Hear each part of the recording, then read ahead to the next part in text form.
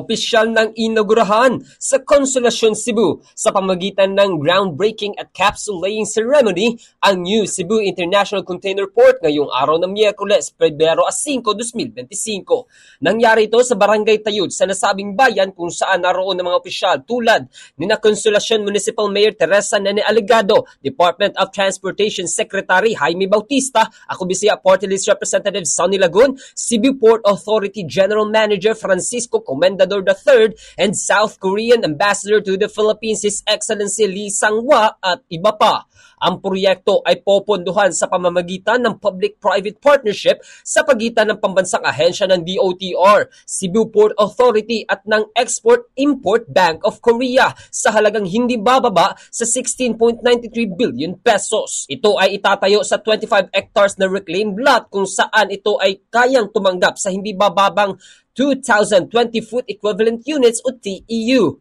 Ang tumatanggap ng kontrata para sa nasabing proyekto ay ang HJ Shipbuilding and Construction Company Limited, isang multinational shipbuilding company na nakabase sa South Korea at inaasahang matapos ang proyekto sa taong 2028. Ang layunin ng bagong Cebu Port Project na para ito ay palawakin ang kapasidad ng mga lumang container port sa Metro Cebu.